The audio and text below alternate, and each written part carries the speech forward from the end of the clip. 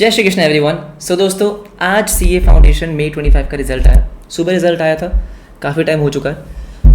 तो I hope अभी तक जो इमोशंस बहुत हाई थे वो थोड़े से सेटल हो गए होंगे, है ना।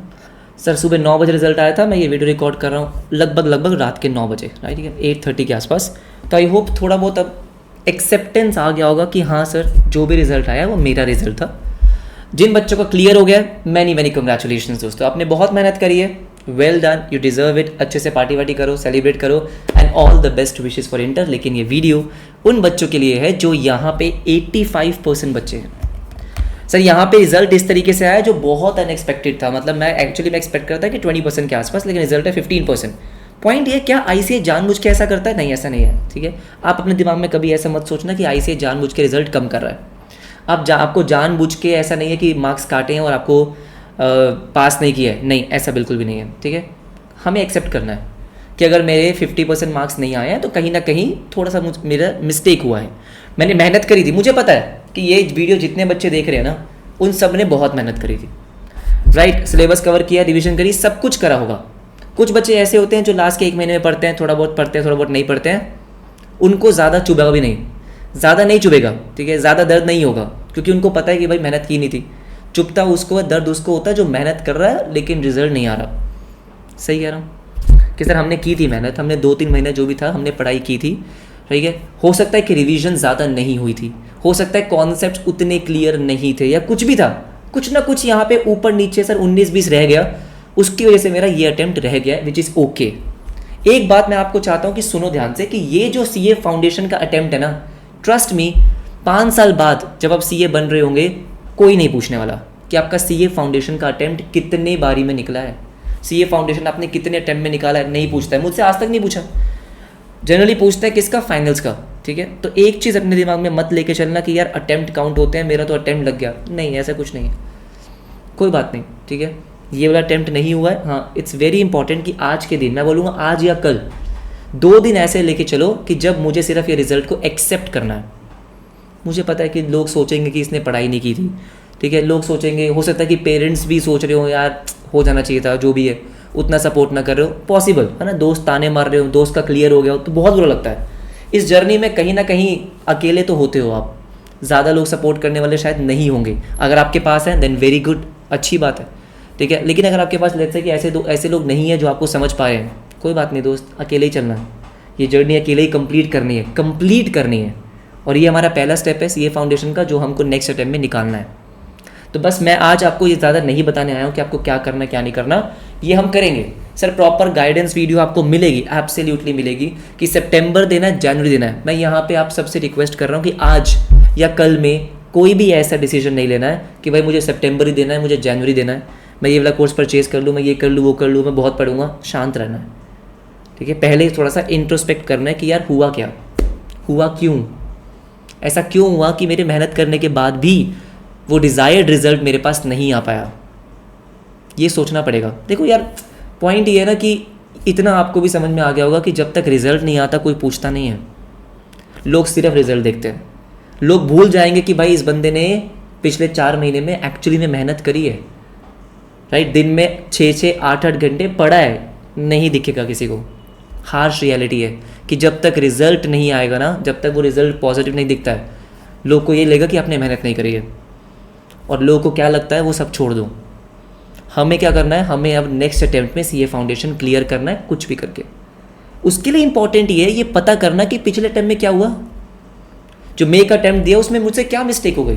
क्योंकि ऐसा हो सकता है कि आपने मेहनत करी हो लेकिन गलत तरीके से करी है, गाइडेंस प्रॉपर नहीं थी, क्लासेस प्रॉपर नहीं थी, कुछ तो था ना। ये बात सच है, जो ये 15% बच्चों ने क्लियर किया है, हाँ, हमें कहीं ना कहीं एक्सेप्ट करना होगा ना कि इन 15% बच्चों ने कुछ ऐसा किया है जो शायद हमसे रह गया, थोड़ा सा ही ले लेकिन रह गया। मुझे पता है बहुत सारे बच्चे यहाँ पे ऐसे भी होंगे जिनके 170, 180, 190 में मार्क्स है। तो बेटा ये सुन लो ध्यान से कि आप में और जिन बच्चों के 200 नंबर आए कुछ खास फर्क है नहीं।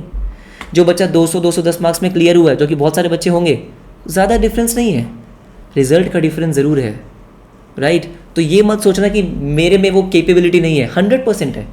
अगर आप 160, 180, 190 तक पहुंच गए हो, थोड़ी सी मेहनत और करनी है, अपने आप को थोड़ा सा पुश और करना है, मे बी थोड़ी सी स्ट्रैटेजी में चेंज करना है, थोड़ी प्लानिंग में चेंज करना है, लेकिन हो जाएगा, ट्रस्ट मी, हो जाएगा। तो जैसे मैंने बोला ना कि मेहनत सब कर रहे हैं, लेकिन सही डायरेक्शन में मेहनत करना बहुत ज़रूरी है।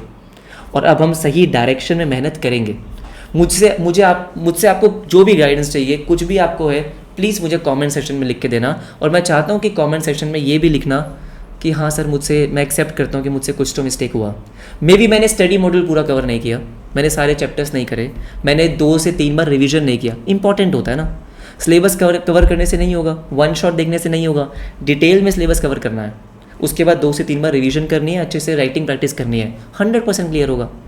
आपने सुबह से बहुत सारी वीडियोस देखी होगी ना जिनके 300+ मार्क्स आए हैं, राइट। मेरे बच्चों के भी आए हैं जिन्होंने मुझसे क्लासेस ली है, मैं डालूंगा भी। रैंक भी आई है, 347 348 मार्क्स हैं।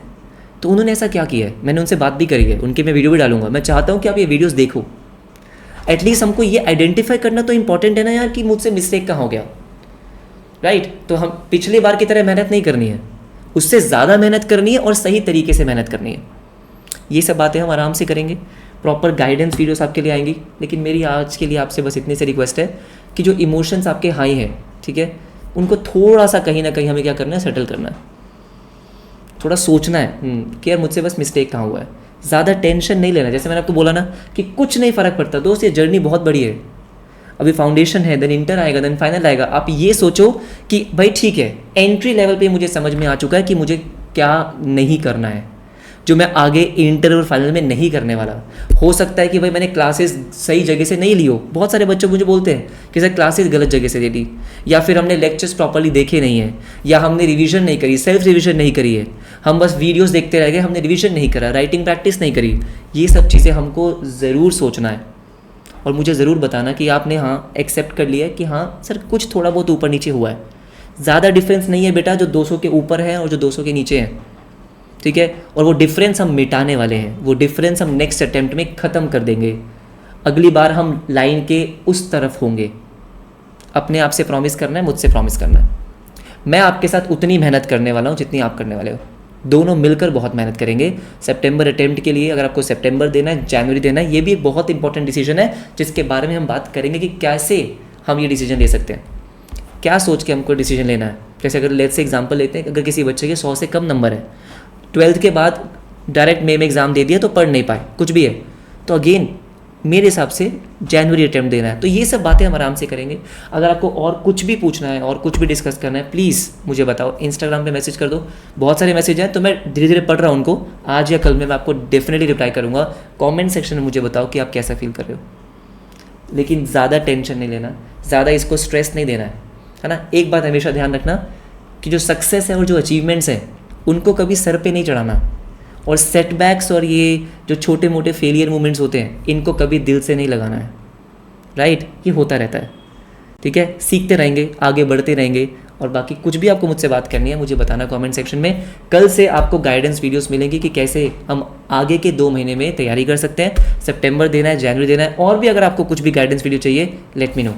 लेकिन अपना ध्यान रखो, ठीक है। मुझे पक्का पता है कि पेरेंट्स आपको सपोर्ट करेंगे। अगर कोई पेरेंट्स ये वीडियो देख रहे हैं तो ट्रस्ट मी, आपके बच्चे ने बहुत मेहनत की थी। ये फाउंडेशन में क्योंकि बच्चा एग्ज़ाम दे रहा है तो ये बात है कि उसने मेहनत करके एग्ज़ाम दिया होगा, तभी वो उदास है। जिसने मेहनत नहीं करी है उसको तो फ़र्क नहीं पड़ेगा ना, मेहनत करिए तभी उदास होगा वो। तो प्लीज़ उसको सपोर्ट करें।